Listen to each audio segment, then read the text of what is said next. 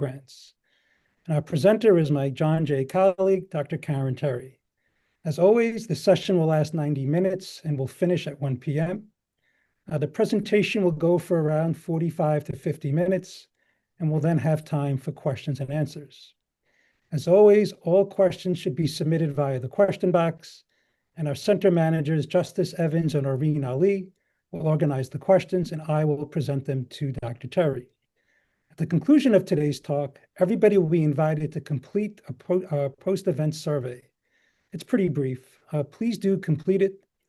The purpose is to obtain key feedback to improve our future talks and to refine our programming. We're now going to hear from our featured presenter, Dr. Terry. And as noted, Dr. Terry is a professor in the Criminal Justice Department at John Jay College.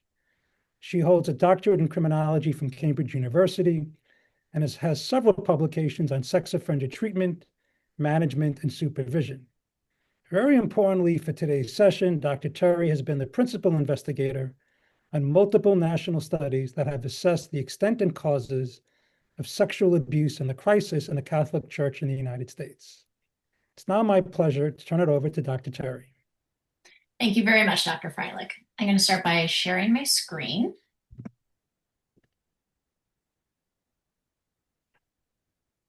And hopefully everybody can see this PowerPoint. So again, as Dr. Freilich said, I have primarily been involved in research on child sexual abuse and victimization and focusing in particular on abuse within an institutional context.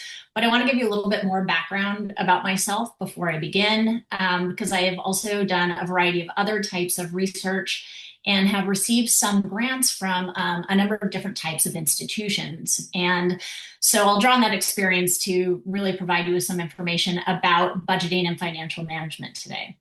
So overall, I have received about $4.1 million in grants. I have received some grants from federal agencies, as well as foundations, other organizations like the U.S. Conference of Catholic Bishops, some universities, as well as private donors. Some of these are standalone grants. So for example, the Open Society Foundation awarded me about $200,000 to evaluate the role of stop, question, frisk on the crime decline in New York City. For other projects, I have evaluated, for instance, on the child sexual abuse in the Catholic Church, looking at the causes and context, I actually received about $1.5 million from 14 different funding sources. So my goal here is to really provide you with some basic guidance related to creating and managing your budget and for whatever types of grants that you're going to be applying for. So what I'm going to be going over today is different types of grants that you can apply for, the components of the budget, including direct and indirect costs. We're going to talk about what you should do before you even begin budgeting, those first steps. So this is what you want to do before you even start that budgeting process. And then we'll go over the overall budget. So matching the scope of work to what your budget is, because that's going to be really critical when the funders are evaluating your proposal. We'll go over personnel, in particular different types of personnel and how they can get paid. It's important to understand all the costs that are associated with personnel, particularly the fringe benefits. We'll talk about the costs that are other than personnel services, so O2PS costs. This is the cost of everything else. It includes things such as travel, supplies, and any other direct costs. We'll go over subawards and consultants. So you may be collaborating with scholars or practitioners at other institutions, and the granting agency will only award the grant to one institution. You then create a subcontract with the other institution that you are working with. We'll go over F&A costs, or these facilities and administration costs. This is a really important additional cost to all the grants, and these are considered indirect funds. We'll talk about that and how it can really impact your budget.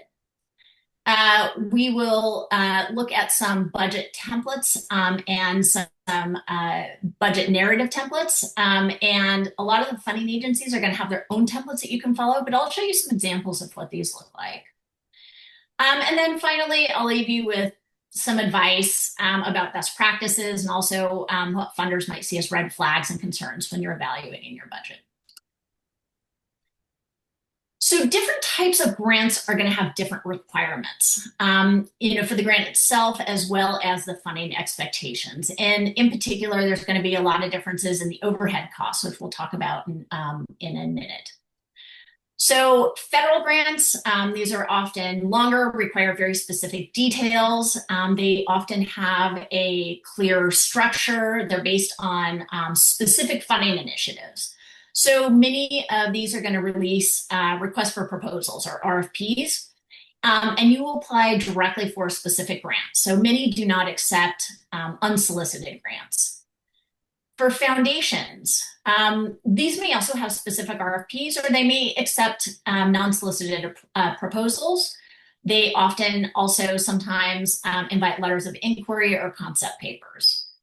Less common are, in academia at least, are individuals who may contribute to funding a project, or small businesses or other organizations like charities, and these may have less restrictive criteria. The proposal process may be a little bit more fluid. Sometimes they will also release RFPs, but not always. There may be more flexibility with these types of organizations.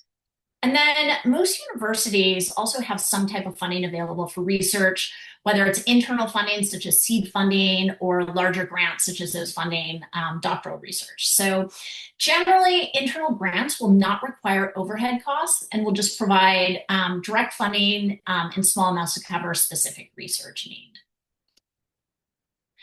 So before you begin, again, you might have covered this in some of the previous webinars, but before you begin writing the proposal or starting the budget, there are a number of steps that you should take. So first of all, review the RFP carefully. All right, you can go to the funder's site, look over all the material that they have posted related to this grant, and applying for a grant generally. So NIJ, for example, posts RFPs that include information specific to that grant, but they also have an extensive FAQ page, and that's related to submitting grants generally. So one section of this is related to funding questions, and they have a financial guide to help you as you're creating your budget. Some agencies also have webinars, either live or recorded, that are related to the grant proposal or a specific RFP. So do your research early with the agency so that you know what their expectation is, and also what they will allow in the grant, or more importantly, not allow in the grant. So after you've reviewed the site, the funding site, then the next thing that you should do is contact your grants office or Office of Sponsored Research if you have one. So not every college or university is going to have a grants office. And if not, then you can speak with the chair of your department or the dean of the college. Find out who has the authority in your institution to submit a grant. Also, you'll need to inform your department chair if you plan to apply for course releases.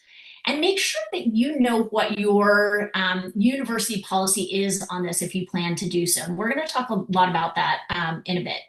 So if you're planning to work with other individuals and other organizations, again, with a subaward or independent contractor agreement, you'll need to have them begin to write out a scope of work and a budget. And again, we'll get back to that in a bit as well.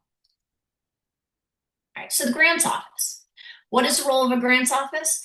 They will have experience in submitting a variety of types of grants, and they can really help you to prepare the grant and submit it. They can be particularly helpful in helping you to prepare a budget. So one thing that you need to make sure to do is reach out several weeks in advance. So some universities have internal deadlines by which you need to submit your grant to the grants office so that they can review it and submit it. They need to ensure eligibility to apply for the grant. So do you fit the requirements? And then they also need to make sure there's no other conflicts. So for example, some funding RFPs will only allow one grant per institution. So it's the grants office that would know if there are multiple people who have expressed interest in applying for a particular grant. Um, Many of the grants offices also have specific budget narrative templates that they can provide you with. They can help you with the budgeting process itself. They will be familiar with all the issues related to fringe benefits, F&A costs, and all those other costs related to the grant. If you don't have a grants office, you need to determine who it is that can submit the grant. So most funders are going to require the grant to be submitted by the institution. So if you don't have a dedicated grants office, this may be someone central to the administration, such as someone in the finance office or dean of the college. So next, let's talk about some budget allowances by the funder. So before you begin to create your specific budget, you need to review the budgeting guidelines from the funder. So first, what is the total budget allowed by the grant? So this is something that I found on the NIJ page, and I want to use this as an example. You can see from this that the total amount of funding that they're going to provide for this research on the research and evaluation on school safety is $5 million. So you see total amount to be awarded here is $5 million. And then you can see that they anticipate giving 5 awards. So they have not explicitly capped it at $1 million per grant, but you can surmise that that is basically what the anticipated amount of each grant will be. Now, you also need to know what are the limitations of the grant. So many agencies are going to have a section that looks like this. See how this says unallowable uses of funds. All right, and this talks about what the grant will not cover. So some grants, for instance, will not cover certain types of travel, or they won't cover equipment or training or participation costs. Some grants may only provide awards to American citizens, or they might have restrictions on who can apply for particular grants, for instance, like early career grants. So just make sure that you are eligible to apply, and also that you are not budgeting for costs that are not allowed in the grant. All right, so let's talk about the specific components of the budget, including the direct and indirect costs. So first of all, the direct costs go to cover all the specific costs of the grant. So that's going to include personnel. And a lot of your budget is actually going to cover the cost of personnel. And this is, the primary personnel like the PI or co-PIs, possibly a project manager, as well as any research assistants, doctoral students, adjuncts. We'll go over the various types of ways in which these personnel can be paid. You will also have fringe benefits. So this is something that is an additional indirect cost above the direct payment to the personnel. Again, you may have a subaward. So if you're working with individuals at other universities, you create that independent contractor agreement with the other organization. Travel, this is another significant part of the grants often, depending on the nature of the research. So travel is going to include costs for collecting data as well as dissemination of research findings, conferences, and any other types of meetings. Supplies, any specific supplies that you might need for your study. This could be anything along the lines of printing, mailing, software, computer supplies, and so forth. Equipment. This is one that's a little tricky. You'll need to carefully review the RFP to determine whether the grant can cover the cost of equipment, because many grants do not cover the cost of equipment. Many grants will consider that kind of the overhead costs of the college and the college's duty to cover those costs. Perhaps that you are going to be paying study participants. So, you may need to pay them a nominal fee for participating in a study. So, for example, if you're using Cloud Research to distribute a survey, and each participant who completes the survey receives $5, that may be covered by the grant. Now, some grants are not going to cover payments like this. So just, again, be aware of what is allowed in that RFP. And then there's other miscellaneous costs, anything not covered by these specific categories above. Now, in addition to the direct costs, again, you're going to have these indirect costs. These are these facilities administrative costs. And again, these will be a significant factor in the overall cost of the grant. So looking overall at the budget must directly correlate to the scope of the work. So as you think about your overall budget, you'll need to consider what are your direct needs to fulfill the scope of the project. So in particular, who's doing the work and how are they going to be compensated? How is the data going to be collected? And for this, really consider the location, the amount of time it will take, will multiple people be traveling to collect data? All those things need to factor into that data collection process. An analysis. So again, length of time and any other needs. Do you need software specific to analyzing the data? Consider how many people will be involved and also their level of expertise. What's the length of time that you anticipate that this will take? How many research assistants might you need? Again, a lot of factors to consider there as well. And then deliverables. So what are they? Is there going to be travel involved for dissemination? And then before creating the budget, you need to understand what your college policy is on F&A costs. So again, like I said, this is going to be a significant amount of the overall budget. And it's going to be an important factor when you are actually creating your budget. Also, you will need to think about how these costs will be distributed over various years. So if you have a $1 million grant over a 2-year period, what activities are you going to be doing each year, and what is the budget covering each of those years? All right, so now let's dive a little bit deeper into each of these direct costs, starting with personnel. Some basic considerations for personnel is, again, who's going to work on the project. So all the projects are going to have a PI or co-PIs, all right? Will you have research assistants? Will you need an administrator on the grant to help you to manage it? What tasks are each of these people going to be doing? And what are the concrete deliverables that are going to be that they're going to need to produce? So consider how much time it's going to take to achieve all of these duties and deliverables. And then how much effort will they need to dedicate? So are they devoting 100% of their time to this project or less? Is it only for a few months in the summer? Is it all year round? So this is going to play a role in how they are funded. And then at what rate will they be paid? Could your research assistant, for instance, be an undergraduate who's inputting data, or do you need a postdoc with significant analysis skills? Because you're going to pay those types of research assistants different, even though they're both research assistants. So PIs and co-PIs usually receive funds in 2 ways. They don't usually receive any kind of hourly wages or salaries. Instead, they will usually receive course release or summer salary.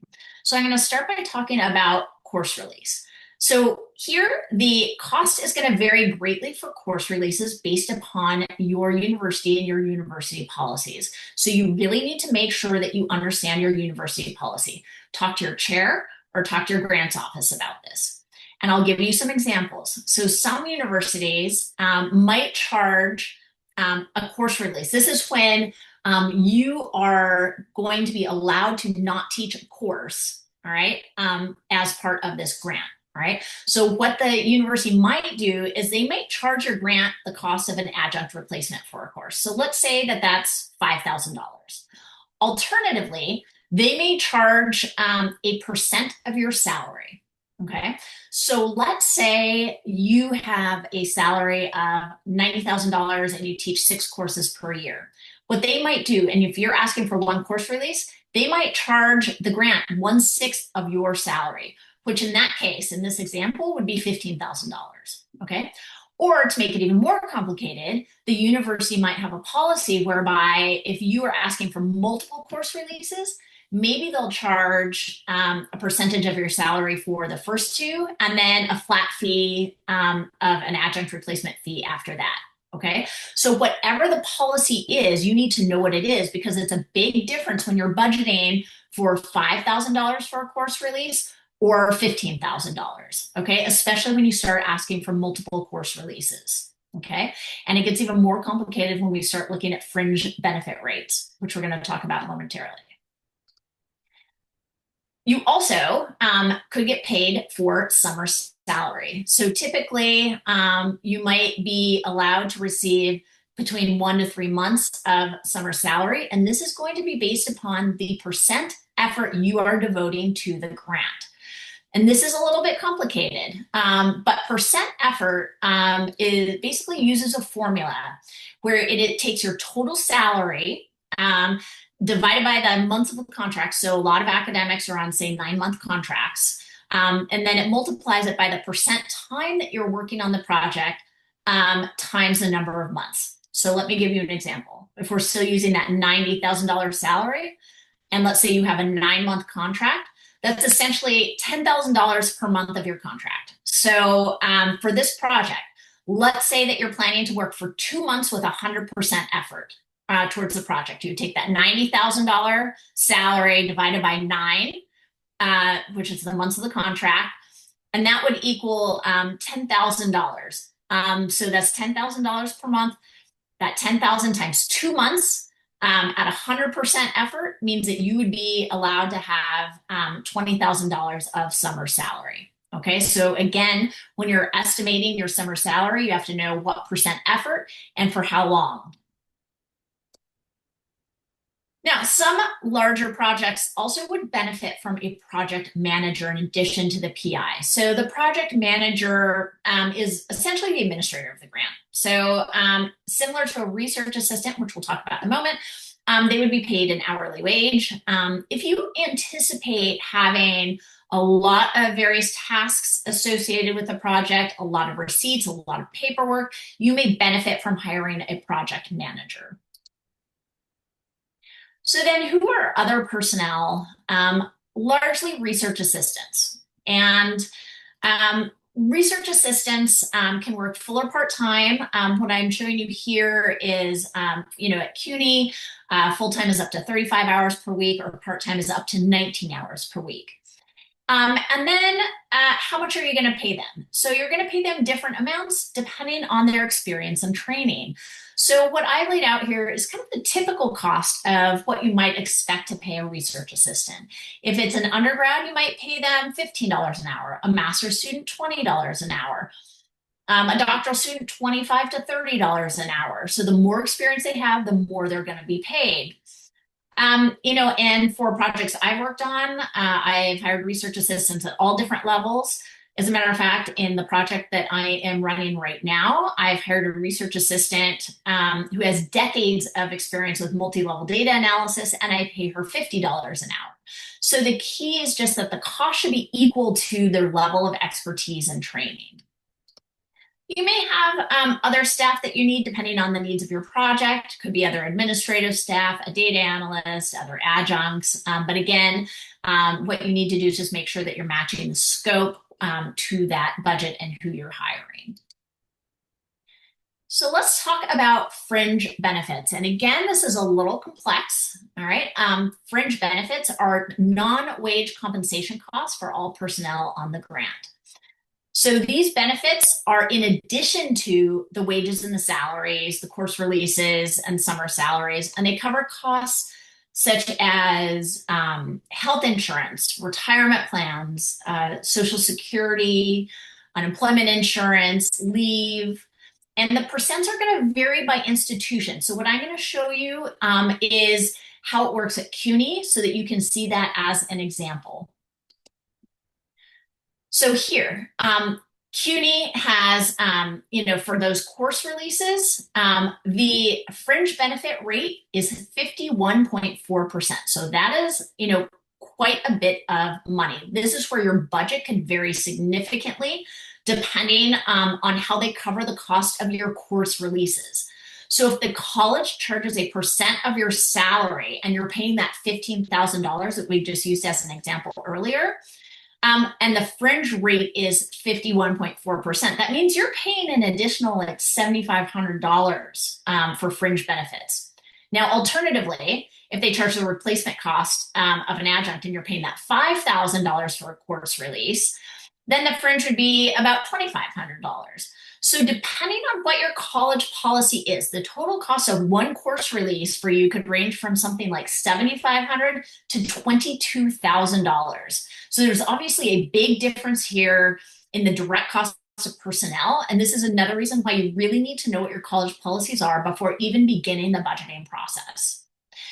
Now, for summer salary, for full-time faculty, at CUNY, it is 25.01%. So if your summer salary from my last example is $20,000, you would pay a fringe of $5,000. So the total cost of summer salary would be $25,000, not just that $20,000 directly paid to you. Okay. So again, as you're thinking about budgeting for course release or summer salary, you need to take into consideration those fringe benefit rates as well.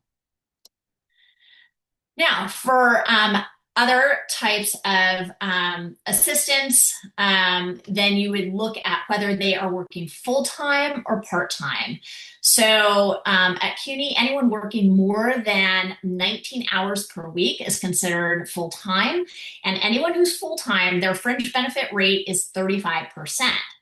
The part-time staff who are working less than 19 hours have a fringe benefit rate of 8%. All right.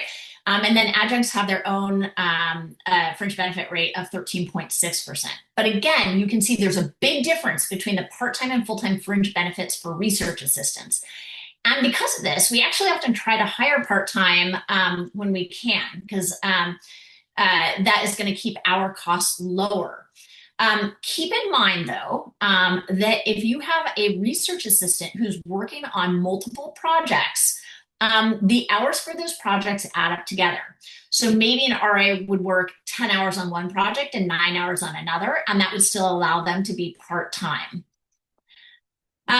Also, you need to ask your grants office or the dean or the chair, if there are fees that are unique to your university, city, or state. So as an example, New York City has an MTA payroll tax, and it's not very much, it's 0.895%.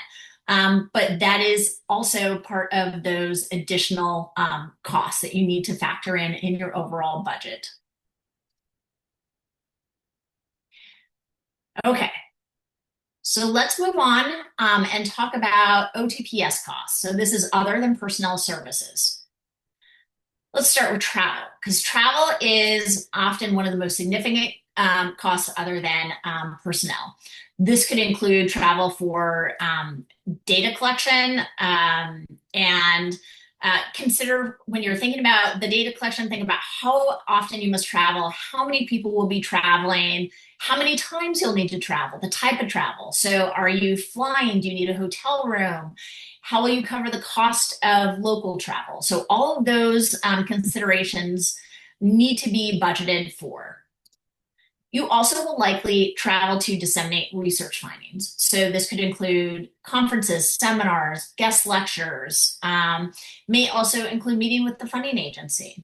So in my research, I've collected data from all Catholic dioceses in the US, and I have had to travel to meet with the Committee for the Protection on Children and Young People in the Catholic Church prior to collecting the data, and then after the project to provide them with an overview of our findings. So I had to budget both of those meetings into my budget, in addition to the conferences that I may plan to attend.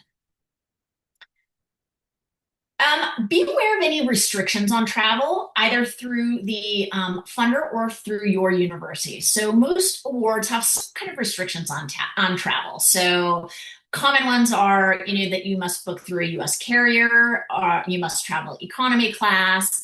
Some are going to have restrictions on where to travel. So maybe there's a limit on foreign travel. And as a unique example, CUNY Research Foundation prohibits us from traveling to North Carolina and Mississippi on our CUNY funds. And this stems from laws that were passed in those states that say contradict the ethos of CUNY, and so they just do not fund travel to those states.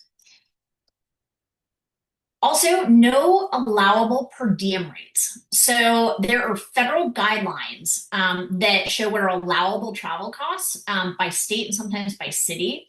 And these are available on the US General Services Administration website. So most universities and funders use this as a guide for how much can be reimbursed for travel to different locations. So it means that reimbursement rates are going to be higher in places like Los Angeles and New York, for instance, than say Bozeman, Montana, because cost of living is different in those locations.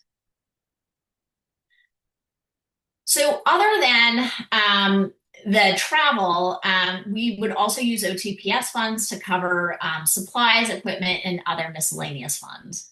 So supplies include items directly related to the research. So it could be, things like a laptop, software, printer, books. It does not include general office supplies. And again, things like furniture, phones, etc. That's often considered to be covered in those indirect costs. The funder may permit the cost of like paper and printing, though, if it's associated with data collection. Many funders do have limitations on purchasing equipment. So again, review the RFP carefully and the funder's financial guide carefully. So general purpose equipment may require prior written approval, or special purpose equipment may require approval if it's more than $10,000. So again, just make sure you know what those limitations are. And then you may have any other types of miscellaneous costs that are not directly categorizable into the other OTPS categories. So for instance, let's say you have a subaward and you meet up with your collaborator and go out to dinner. That might be a business meal covered in miscellaneous costs. All right. So let's go on and talk about subawards and consultants. So you may need to include an expert in the field on your grant to assist with planning, the data collection, or analysis that's not at your university. And you can create a subaward to the organization or hire a consultant. This is considered a procurement of vendor services. So you do not include individuals at this other university under salaries and wages like you do other personnel. Instead, you award the organization a subaward through an independent contractor agreement. And then the other university or organization would submit invoices to you to cover the cost of the work that they've completed, and then you submit a payment request to cover their costs. All right. So in order to award an ICA or this independent contractor agreement, you need certain information from the organization. So you need to have them send you a scope of work that explains specifically what they will be doing and their budget. So the budget details should be categorized the same way as the grant applicants, such as personnel and OTPS. You will also need to have them include the financial information for their institution, like the EIN number, which is the employer identification number, type of organization, tax ID type. This is how they get paid once they submit the invoice. You will also need to review the specific guidelines on the grant you're applying for to see who can be hired as a consultant, or if you even can hire consultants. So some funders are going to require a competitive process for selecting consultants, but others allow for a non-competitive process. And in that case, you select a specific individual based upon their expertise. And this is called a sole source contract. So usually you would use a sole source contract to hire a consultant, explaining that the consultant you're hiring possesses unique or specialized knowledge base that's necessary for the success of this grant. And there's no one else at your university who possesses that knowledge base. When there is a sole source contract, you must also include a sole source justification. And the purpose of that justification is to really ensure to auditors later that due diligence was performed in selecting the consultant. So the sole source justification would include the scope of work, which must clearly describe the consultant's unique services, evidence that other potential consultants were evaluated, but none could meet the technical requirements needed, or they don't have that necessary expertise. And also cost analysis showing proof that the proposed consulting fees and rates are reasonable and really aligned with market standards. All right. So let's move on to indirect costs. Every university is going to have a policy in place to cover facilities and administrative costs.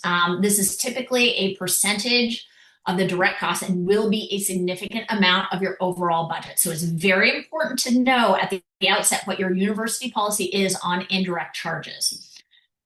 Rates are going to vary greatly by institution as well as granting agency.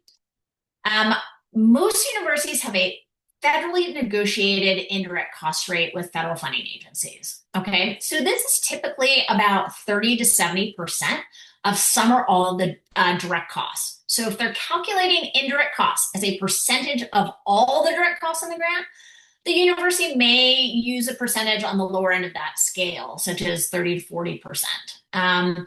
However, some universities are going to calculate a percentage of personnel costs, which is what they do at CUNY. So at the Research Foundation at CUNY, we have a negotiated federal rate of 69.5% of personnel costs. So, they are just calculating indirect off the personnel. And because of that, it's at the higher end of that scale. But think for a minute about how much that is going to add to the cost of your grant. So if you have, let's say, $300,000 in personnel costs, the indirect fees for this grant will be more than $200,000. Okay, so again, think about how much this is adding to the overall budget of your grant. If the university does not have a negotiated rate, they'll use what's called a de minimis rate, which is 15% of modified direct costs. Okay, so it's just a flat fee of 15%.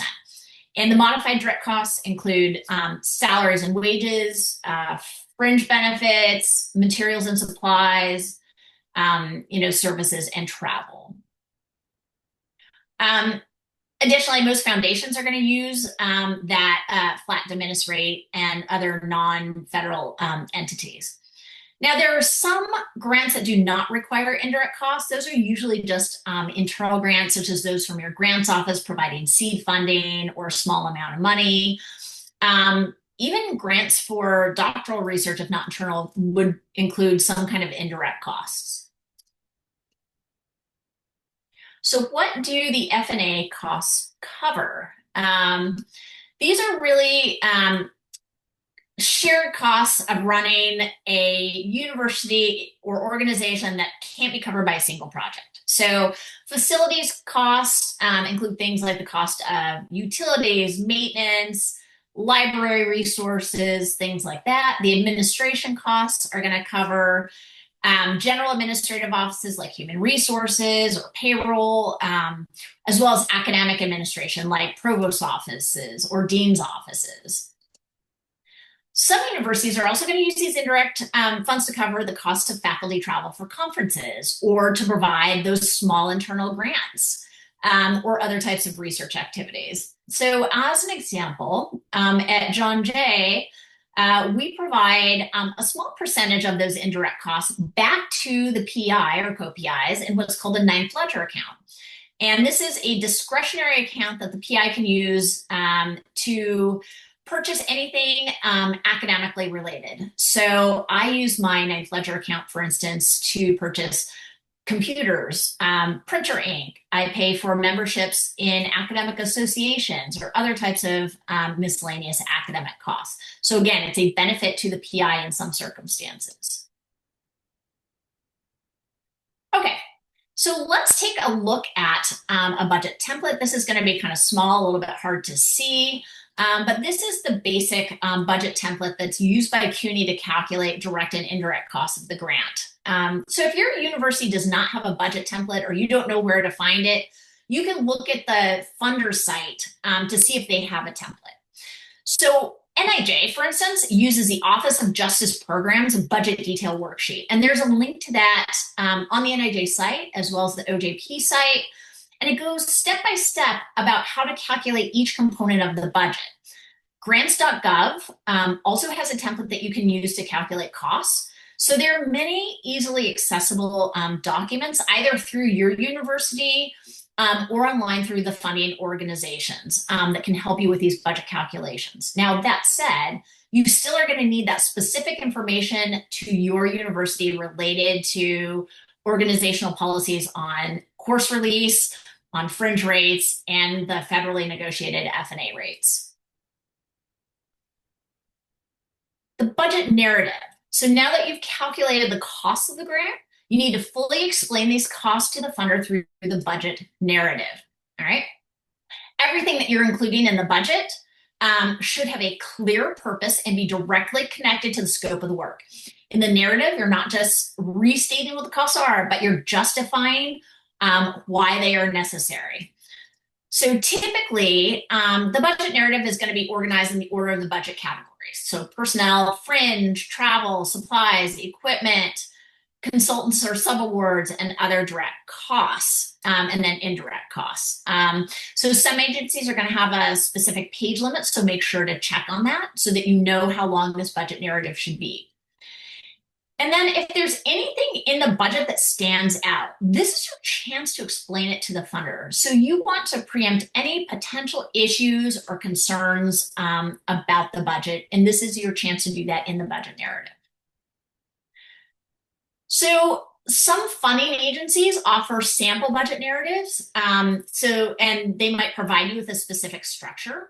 Also, grants.gov offers a sample budget narrative, and I recommend that you look at that. And it has actually also a sample budget and budget narrative, and you could look at these for the language and the structure that they're using. So looking at the sample that they gave online, and again, you can go back and look at this entire thing. Here's an excerpt from where they explain consultant costs. Consultants will be hired to assist with the facilitation and technical assessments and pre-planning activities as needed. So again, they're saying what they're going to be doing. We've conducted preliminary price analysis and found average fees for facilitation consultants in the area of $150 per hour. So again, here they're explaining they've done the research. They know how much the average cost is for this, and that is why they're going to be charging that amount. The estimate would be 75 hours of facilitation work focused on the development of the strategic plan. So here they're saying this is how many hours and what they're specifically going to be doing. And again, you could read the rest of this, but you get the idea that this example shows exactly what they're paying and why, how they came to those costs, and what the funding would cover. And it also uses clear, objective language. So this is, what your budget narrative is meant to do. So let's talk about managing your award. Okay, so now you get the funding. What are you going to do? How do you manage it? We'll go through some specific tasks with managing the award, but more generally, it's important, to understand at the outset, you have to keep track of absolutely everything. Okay, so if you have a large grant with a lot of expenses, this is where a project manager can be helpful. But whatever you do, create some type of a management system so that you have a clear record of all activities and expenses. And then you need to keep every receipt for at least 3 years from the date the award is closed, not the date that the grant was awarded, but from when it was closed. And this is a federal mandate for all federal grants. And there are some exceptions, but in that case, you may need to actually retain them for longer. So, for example, let's say that you have an audit and it begins right before that 3-year period is up. You need to retain all of those receipts and records for the length of the audit. All right, so the Office of Justice Programs has a records retention fact sheet that lists all federal guidelines for receipt retention. I strongly recommend that you review that so you are familiar with all of the legal guidelines, and also review any specific conditions in your notice of award from the funder. So the agency may have special requirements about record retention. All right. So there are a lot of tasks associated with managing the grant. Primary financial tasks associated with it include approving summer salary and course releases. So you need to submit the amount for each of these and approve the requests. Approving timesheets for personnel with salaries and wages. This is usually done on a biweekly basis. approving any payment requests. This could be for any of the costs related to the grant. You need to submit the receipt and usually an explanation for what the cost is. Submitting any consultant or subaward invoices and approving those. And then P card management costs and receipts. So a P card is a purchase card that acts like a debit card. So depending on your institution, you may be able to request this to cut down on reimbursements and just pay up front directly from the grant. So you need to keep track. If you do have a P card, you need to keep track of all expenses and submit receipts for them. The P card is really helpful if you are paying a lot of money up front so that you don't have to front the costs and then wait for reimbursement. So if you do get a P card, make sure you know exactly what types of expenses are allowed on it. So for example, if you had a business meal with your consultant, you could pay for the food with that card, but you can't pay for any alcohol with it. So again, just know what is allowed and not allowed. All right, so award adjustments. There is a good chance that you will have to make some changes to the original budget. And some of these are going to be small and will not require any approval. So for instance, the flight that you booked for your data collection costs more than it did when you estimated what it would cost when you were doing the original budget. That is something that is to be expected. Some changes, though, are going to require prior written approval from the funder. So this would include any major changes to the scope of the project. So for instance, are you changing around key personnel or changing your budget categories? So let's say that you decide not to travel to collect data like you originally anticipated, but instead you hire 3 extra research assistants, then you would have to get that approved. It is also very common for the research to take longer than anticipated. So if you need additional time to complete all the activities for the project, you can request a no-cost extension. And this is where the funder extends the end date, but you don't need additional funds from them to complete the research. If you request a no-cost extension, it's just important to remember you need to do that before the current end date of the project. And then you've got closeout procedures. So when you've completed the project, you will need to complete a final report for the grant.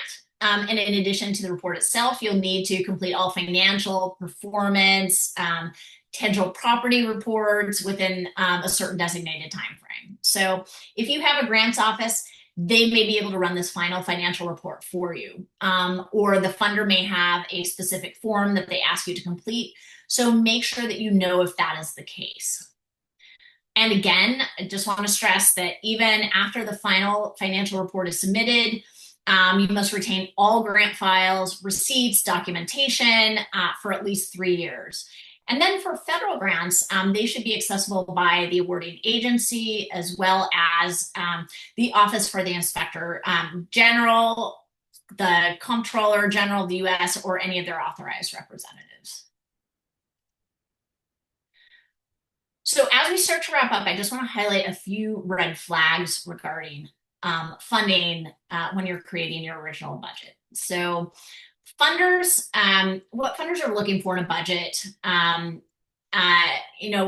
is that it's going to match that scope of work. And then what might be a concern to them. So as you think about creating your budget, again, make sure that you are matching the scope of work to the expected outcomes. Some of the more significant problems with budgeting that may lead to concern with funders are under or over budgeted personnel time. And this is a really tricky balance because the key is to make sure that you have enough funding to complete all of the listed activities, but it can't be padded, okay? So for example, if you ask for you have you teach 6 courses, you ask for full course release from all 6 courses, full summer salary, and a whole team of researchers. Is that really necessary? And so the funder is going to try to make sure that it's not too much, but at the same time, you have enough funding for personnel that you're going to accomplish the tasks that you list. Okay, missing rationale for equipment or supplies. So, as an example, let's say that you order all of your research assistants new computers, even though they're only working 9 or 10 hours per week on the project. Is that a justified expense? If so, why? So some of these expenses may be unnecessary to complete the tasks that are laid out within that scope of work. Unrealistic travel. So, as with personnel, you have to be careful not to have too much or too little. So, you need to include enough travel cost for data collection or, when appropriate, for the correct number of people, also to have the dissemination of those deliverables. But if you budget for your, let's say, entire research team to travel and present the deliverables, and you're staying in hotels for several days, maybe that's a little bit much. All right, so consider what you have to budget for to accomplish the tasks, but not overdoing it. Also, a lack of explanation for consultants or subawards. So remember that you have to have a written justification as to why you need a consultant or why you're collaborating with another organization. Talking about how their expertise is necessary and how you determine how much to pay them. And again, remember that this should be on objective rates for the delivery of their services. And then just generally mismatched effort and deliverables. So make sure that you've budgeted the correct level of effort for the expected outcome. So don't overpromise with little effort or underpromise either. So everything needs to match. And with that, I will leave you with some final last words before you go and begin your budget. Be prepared. So read absolutely everything on the funder site before you begin. Be familiar with every policy, what's allowed to be included in the budget, what's not, any limits on budgeting, and utilize the tools that they provide as a sample budget and justification template. Educate yourself about your university's policies. So you need to know everything such as the course release policy, F&A cost agreement, fringe rates, or anything else that could impact your budget that is unique to your organization. Follow the funder's guidelines exactly. So deviating from their guidelines could lead them to dismiss the proposal outright. And, reach out to the funder if you have some questions. So if you have a grants office, they should be able to assist you with a lot of the questions that you have.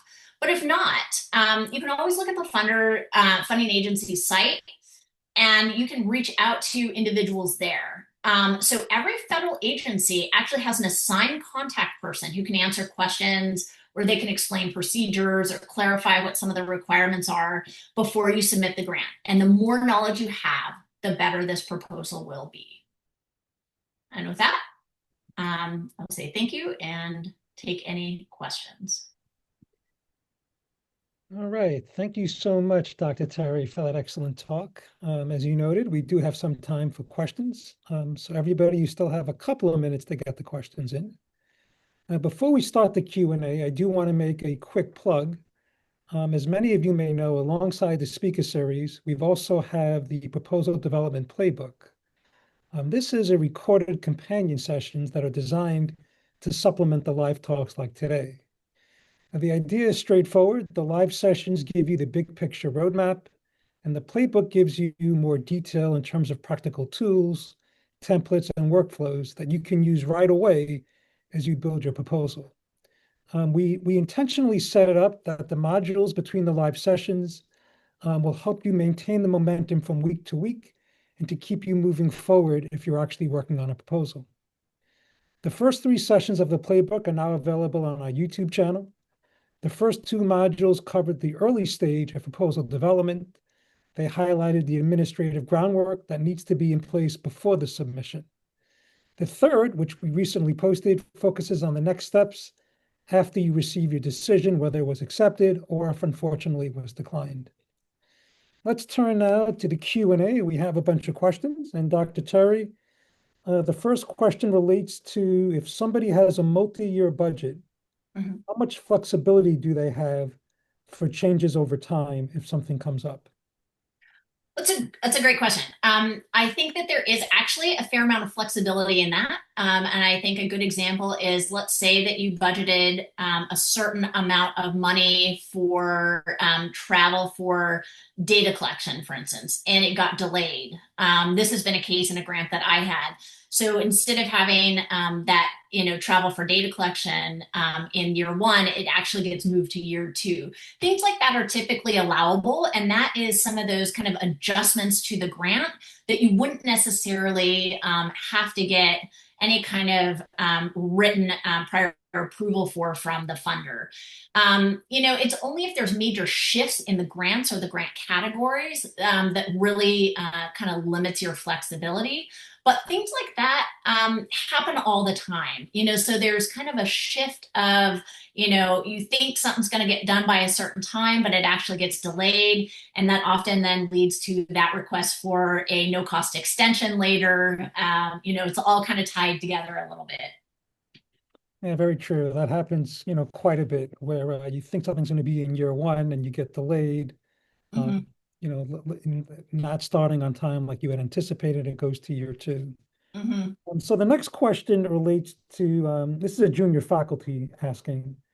I mean, they ask for junior faculty or doctoral students, what's the best way to learn budgeting skills if they have limited exposure to the grant process?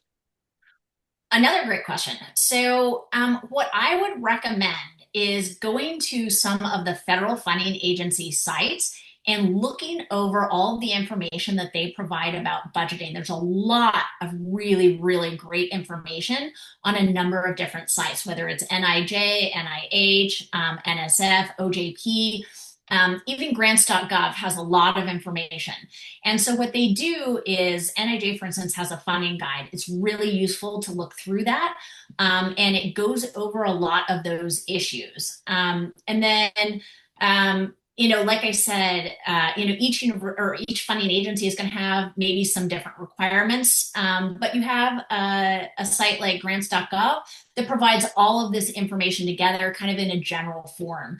So there are a lot of places that you can go to online. And in addition to the financial guides that might be provided or the templates that are provided, there's also an FAQ on most of the federal sites, certainly any of those that I have seen. And another potential way that you can seek out some assistance would be if you have a specific question, reach out to that funding agency's contact, and ask them if there are specific questions about the budget that you're creating for that particular RFP. But again, just generally, look over those funding guides. They're very, very useful, and they provide a lot of help. Some of these factors are really complex. So when you start thinking about, the percent effort, for instance, it could be a little bit confusing. And so if you have a grants office, they can help you kind of walk you through how to do this and help you figure that out. But a lot of universities don't have a designated grant office. And so that's where you can use those other agencies to really do the investigation yourself. Yeah, those are great comments. Anytime you can get an earlier template to work off of, Hmm. very, very helpful because, Hmm. like you said, asking for a sole source or a no cost, the Right, very first time you're doing it, it's really going to be difficult to have a right. full understanding of what it entails. But one thing I would say is, make sure to look online. There are templates for just about everything you need. And so, if you need a template for a sole source justification, it's there online. You can find it. Okay. So again, even some of these more complex, factors in budgeting, you can find a lot of that information online today. I think that's right. And, just because even with the financial, there are so many different requirements, having those checklists is extremely useful. NIJ usually includes checklists Mhm. for the PIs, and I've always found that just to be invaluable. The next question um, asks Dr. Terry, looking back on your own grant writing experience, what is something that you wish you understood earlier about budgeting?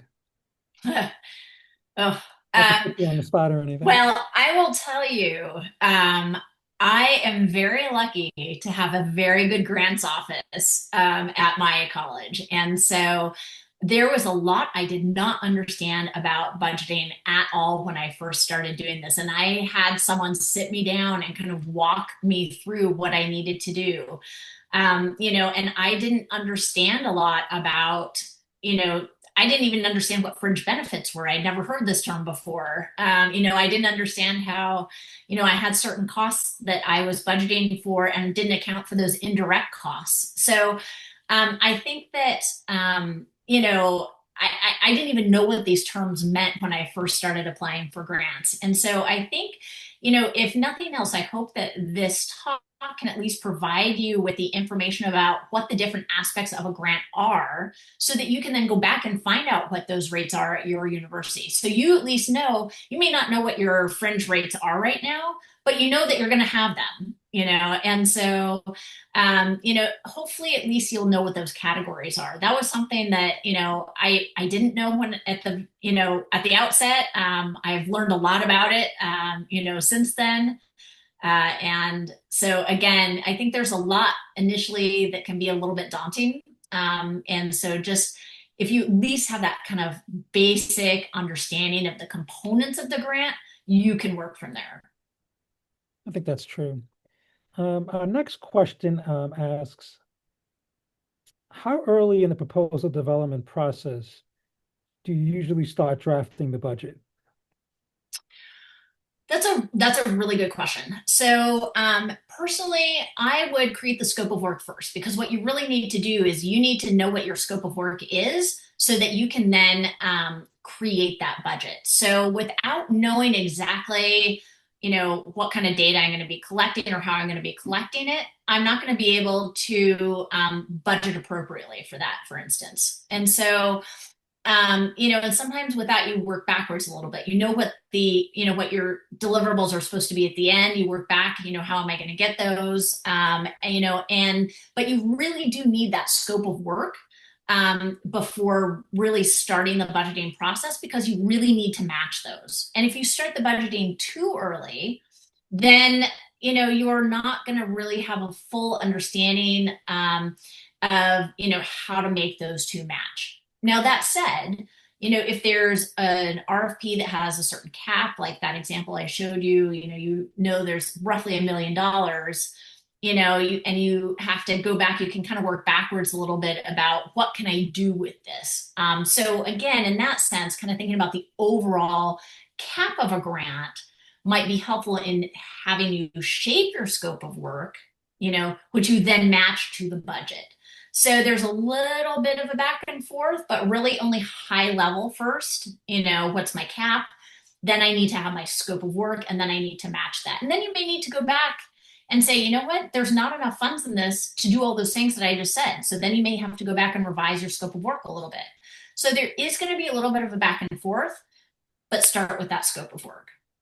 Yeah, I think it's such a great point, what you highlighted, matching the budget to the scope of work. Mhm. I know a number of people, like when they first started, they used to think coming in on a lower end is going to help you. But, in many ways, if you come in too low, it's not good for all the reasons that you said. You just don't have the Yeah, capacity to pull it off. And then on the flip yeah, side, as you said, you definitely can't go crazy with the budget. So I really think it's such a strong piece of advice that you set forth, to make sure you really have that match between what yeah. you're doing and what you're asking for.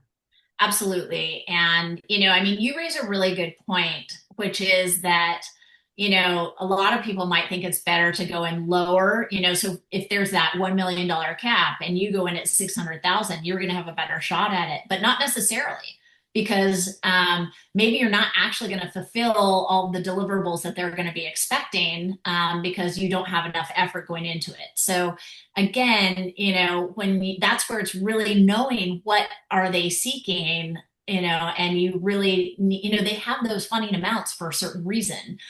And they have the expectation that that is kind of the appropriate amount that would be needed for that scope of work, and if you're not matching that, then you may be rejected outright. And such a great point. Even if you were lucky enough or unlucky enough to get it, if it's $1 million project, you only ask for 600,000, you've set yourself up for a really horrible 2 years. It's not going to be possible to get it done. Yeah. Such a great comment. So the next question Dr. Terry asks, Um, have you ever had to rebudget a project after it began significantly? And how did you navigate that process? You know, I have not actually had to significantly alter any of my particular projects. I have had many, many small adjustments. I've had many, many requests for no cost extensions, sometimes multiple times on a particular grant. I've not had to completely rebudget. So I don't know if you've had to ever rebudget anything, or could talk about that. But, I think what I would say generally is, think about why you would need to have that rebudgeted and can you justify it and still deliver what the expected deliverables are for the grant. So if you do have to rebudget, think about why. I could imagine, let's say you're going to do prison research and you don't have access to that prison anymore or something. And so you have to kind of shift, then think about what can I do to still be able to provide these deliverables at the end. And so, I mean, that's how I would think about it. I think that's right. Like you, I've never really had to significantly rebudget.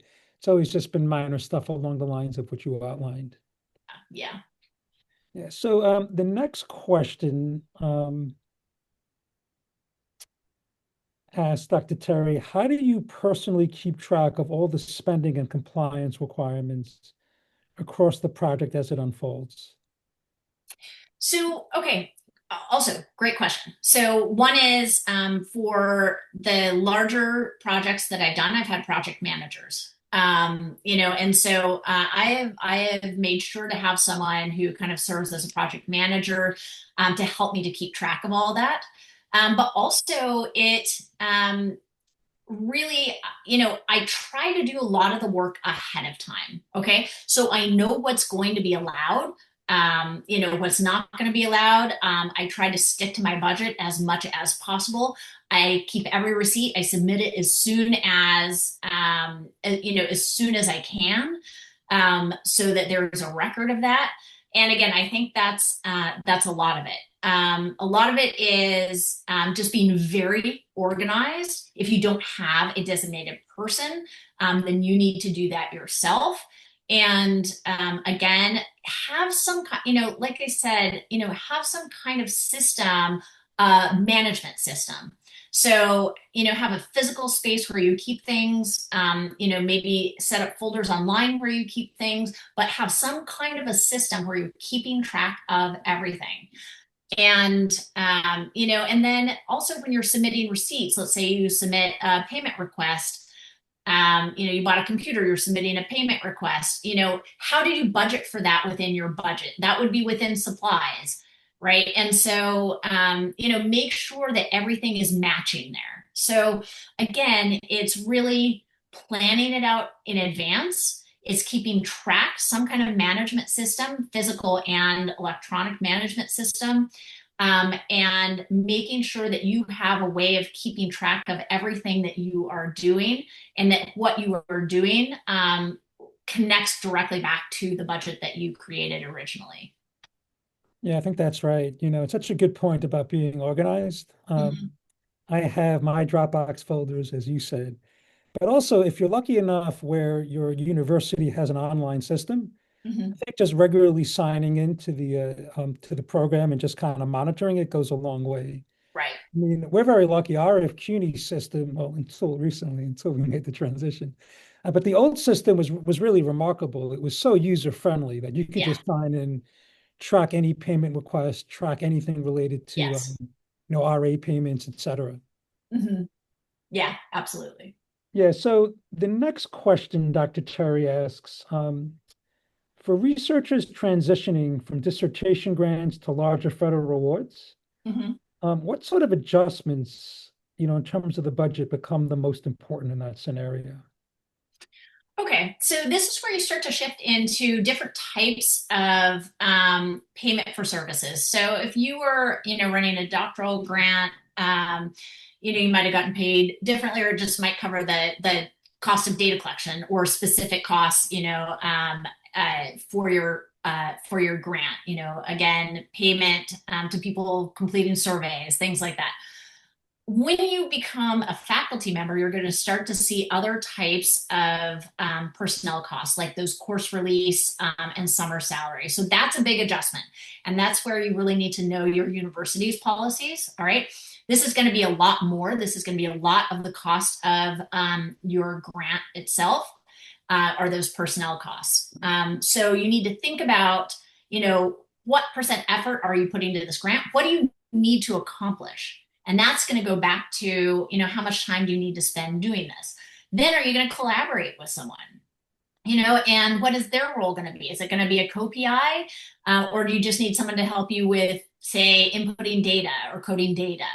And also, when you first transition, I know that, my first grant I worked on with other individuals who had grant experience, and so, uh, they may be able to kind of help you and guide you, if they've received federal grants in the past. And so, again, think about, are you going to collaborate with people? What is everybody's role going to be? You're going to see higher and different types of personnel costs. Again, even data collection costs. So maybe that dissertation grant covered the cost of your actual data collection, but didn't provide necessarily, for travel, for dissemination of deliverables. And so just think about different kinds of costs in that capacity. I think that's spot on. The next question Dr. Terry asks you to discuss on and off campus rates and when it may be beneficial to use one over the other. So I personally have only used, the on-campus rates. So I don't know if you have used any off-campus rates, or might be able to answer that better than me. I've also only used on-campus rates. I do know that some universities have the off-campus rate, where it tends to be lower. Some cases significantly lower. Right. But I think that obviously that would vary by university. So just clarifying that. Those universities that do allow off-campus, I do know there's a certain protocol and requirements that have to be met Right. to allow you to go off-campus as opposed to keeping it on campus. Right. Yeah. Next question, Dr. Terry asks, if I have a partnering agency to deliver the services proposed in the proposal, does the proposal need the partnering agent to have a detailed budget on their costs? Or can the PI just make an estimation of those costs? So again, this is going to vary depending on the funding agency. So when you have federal grants, you are going to have a very clear scope of work of what they're going to be doing, and what their budget is as well. Having said that, with foundations, you don't need quite as much detail. So I right now have a subcontract out with a grant that I have to an organization, and I did not have to give very specific details about what their costs were going to be covering. It's general consulting fees, and I had like 3 bullet points, and so again, much less detail. I did have to explain with a little bit of a narrative about why I chose them as to provide them with a subaward, because they are experts in that field. It was a very clear collaboration with someone who was an expert in the field. But again, I think the entire proposal there for us for this particular foundation was only about a page. So again, it's going to depend on the funding agency and specifically what they're going to request from you. But generally for a federal agency, you are going to have a much more detailed breakdown of the budget and everything. Great. We do have one final question. Excuse me, my light went off here. Yeah. So one final question, Dr. Terry, and it asks that based upon your extensive experience in grant getting, what would you say is one budgeting issue that consistently comes up over all the projects that you've managed? Oh, let's see. Um, Good question. I wouldn't say that there's any single particular issue. What I would say is just, your budget is not ever going to match exactly. So, in the presentation, I use the example of, when you're doing the original budgeting process and you're anticipating travel and you look at how much, plane trips cost, and it doesn't cost that much when you go to book it, right? And so you're going to have differences in the amounts that things cost, and you're going to have to shift around a little bit, and you just have to anticipate that. So there's going to be, some, changes depending on, what you're paying for. When certainly, like, think about, where we're living right now. If I had budgeted, 4 months ago or 5 months ago to buy a plane ticket, and then I went to buy it today, it's going to be double the cost today that it was then. And so there's always going to be some of these little issues to think about, and you're going to have to make some of those adjustments. So just be prepared for that and how that could impact the project that you're actually doing. I think that's right. So thank you so much, Dr. Terry. I think we're out of questions, although one of our colleagues at NIJ has noted, just for the audience, that some federal agencies do offer free grant budgeting and training. So obviously just keep a Fantastic. lookout for that. So I want to thank you again for taking the time today, Dr. Terry. My It pleasure. was a terrific talk and, great responses to our questions. Thanks again to NIJ for all the support, and just a few reminders before we break. Please complete the brief post-event survey. Our goal is to obtain feedback so we can improve future talks, refine our offerings, and we definitely appreciate you taking the time. Just a quick reminder, our next and final session this term is going to be Tuesday, June 23rd. Once again, from 11:30 to 1. We'll be hearing, we're privileged to hear from Dr. Gary Lafray. He will discuss the steps that occur after you receive a decision on your grant proposal. If you get good news and you are funded, he'll discuss moving forward on the award, negotiating the start date, and starting the project. If unfortunately you're not funded, he will discuss how to respond to the reviews and potentially resubmit. Please spread the word to your colleagues and your friends and to all your networks. We want to thank you again for coming to today's talk. As always, we're very excited about our mission, and we look forward to future speakers and events. Thank you, everybody.